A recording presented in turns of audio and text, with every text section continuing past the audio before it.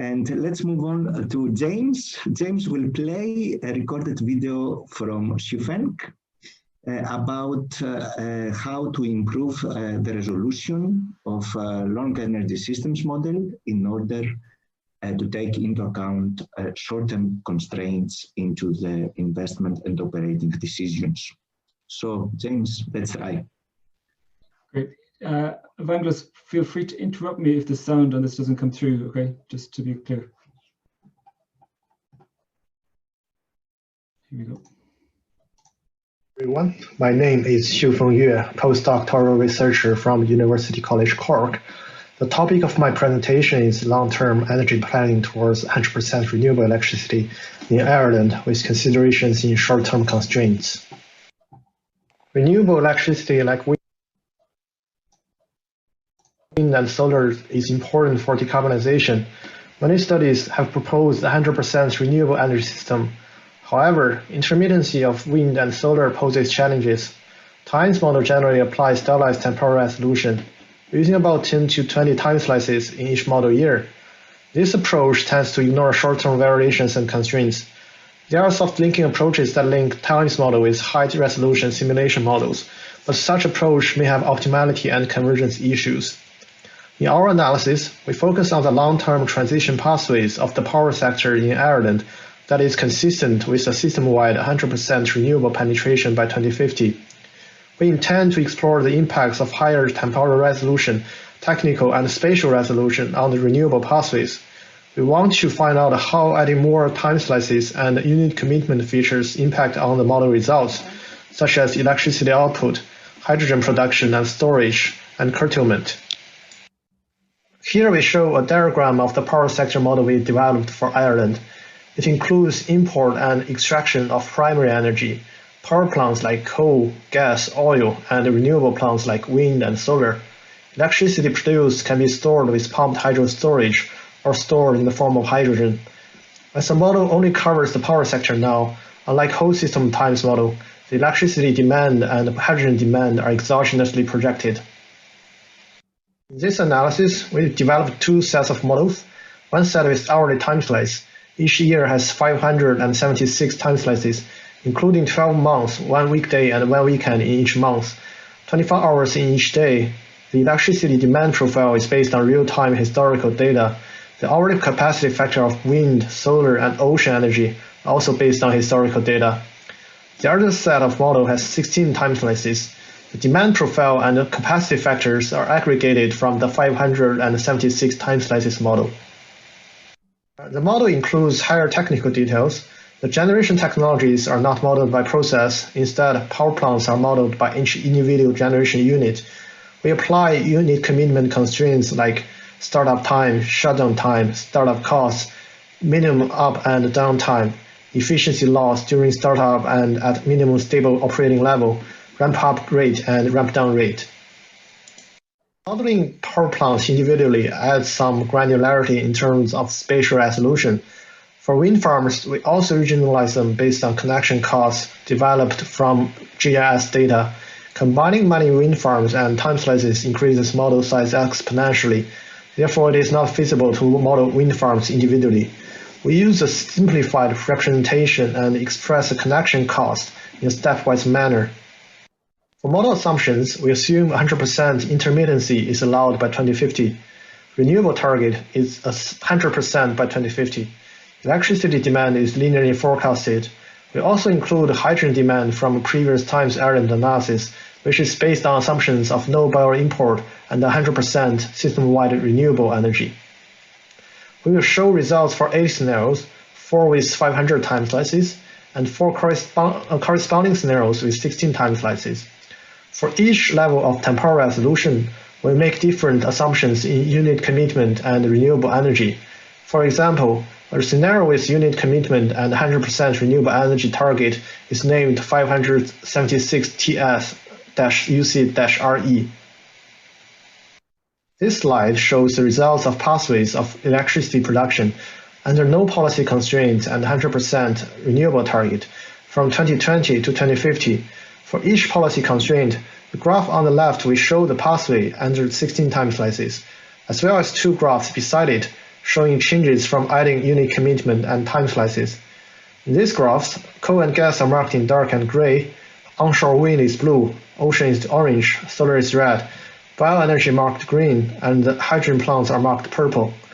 The results show that unit commitment does not have large impact on electricity production and has less than 1% impact on generation mix. Increasing number of time slices has much higher impact. Production from dispatchable plants reduces by 12% under no policy constraints and over 30% with renewable targets. We also notice that there is certain penetration of hydrogen plants. In this slide, we take a closer look at time slice level electricity production in 2050. The bottom left graph shows electricity production at low temporal resolution, and the graph on the right shows production at high temporal resolution. From the graph on the right, we can see how the short-term variability is better captured with high temporal resolution. We find that hydrogen contributes towards system flexibility. Hydrogen is produced when capacity factor of VRES is high and demand is low, and electricity is produced from hydrogen plants when demand is high and the VRES level is low. We show the time slice level production of wind energy in 2050. We compare it with the maximally available wind energy output. We find no curtailment in wind. The possible reason is that excessive wind energy is stored in the form of hydrogen. The capacity of hydrogen storage for all scenarios is presented on the left. The charging and discharging of hydrogen storage of one of the 576 time slice scenario is presented on the right. The results show that using 16 time slices cannot capture variation in wind.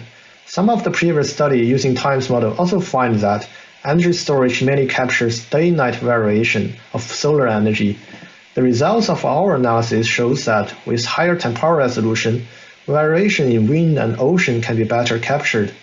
The cost of unit commitment is shown on the left. Across all scenarios, the cost related to the unit commitment constraints is approximately 10% of total operating and maintenance costs. On the right, we show the dispatching of gas unit with and without unit constraints. The graph shows that applying the unit commitment constraints reduces the variation in generation patterns. In conclusions, in terms of policy making, 100% renewable electricity is feasible in Ireland with the current resource potential, even though the assumptions we make are relatively conservative.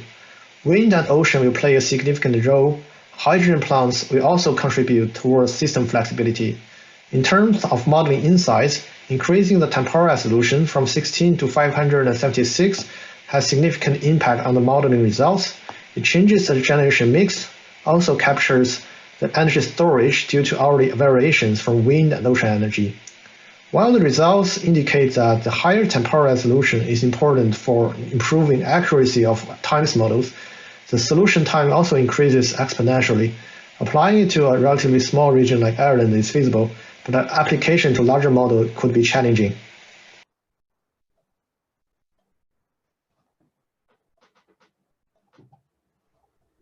Good. It worked quite well, I would say. That was great. So now questions to whom we ask? To James or to Xiufeng? Xiufeng can hear us from China, or? I hope he can. Xiufeng, can you confirm you can hear us okay? Maybe he's unstable. Okay, that's a really very interesting topic, how many time slices we will need to have in our times models.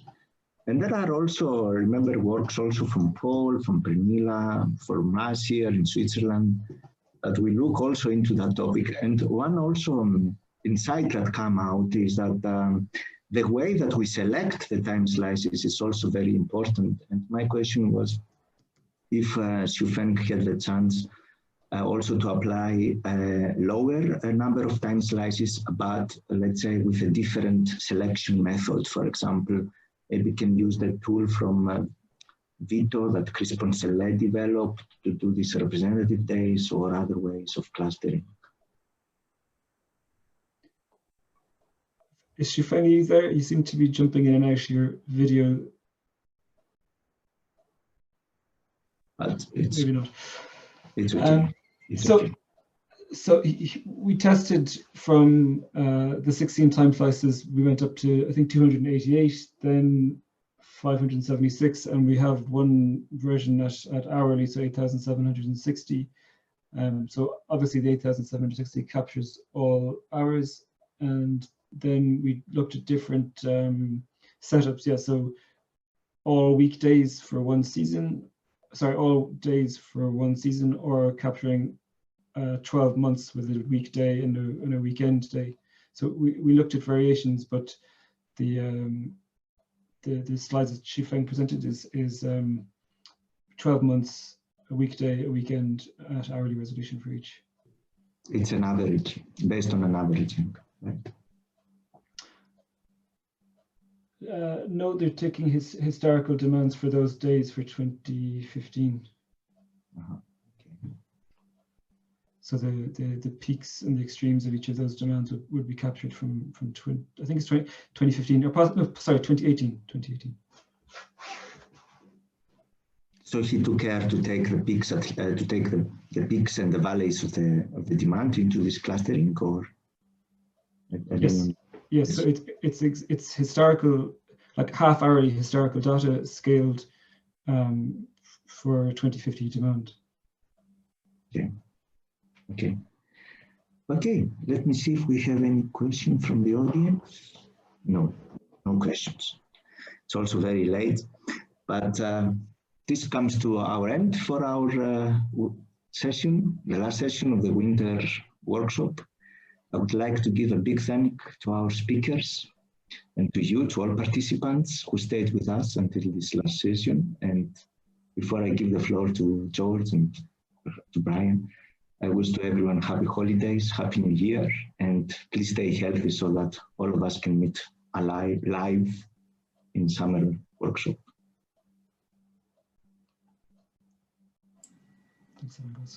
Thanks for hosting, Vangelis.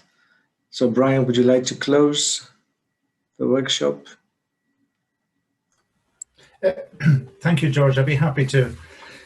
It's been an interesting year for ETSAP with things moving online. It's been very challenging, but I have to say I was very impressed with the presentations and the technology, and even in this last session we saw how pre-recordings can work very well in the context of an ETSAP workshop. So we certainly have harnessed the opportunities caused by the challenges, and I'm also very conscious that when we do a workshop in this way, it's very challenging in terms of time zone related for some participants. So I do appreciate everyone's participation. We had a very interesting set of presentations focusing on a wide range of topics, stretching from modeling approaches, policy formation, collaboration with two TCPs, the new collaboration with the Combustion Technology Collaboration Program, and the ongoing collaboration with the Hydrogen TCP. And then in this last session, some considerations regarding long-term and short-term modeling, which is very important in the context of what countries are currently doing to try and meet the long-term goals related to the Paris Agreement that have been politically signed up to, and at the same time develop an understanding of what this means in the short term, and how it can the gap, if you like, to the pathways to the Paris Agreement can be breached. So I want to thank everyone who presented. I want to thank the participants. We had some very good interaction in terms of the Q&A sessions. And I want to thank George in particular for hosting and organizing this workshop so capably and so efficiently. And like Vangelis, I wish you all a happy holiday, and we'll see you in the new year. Thank you very much.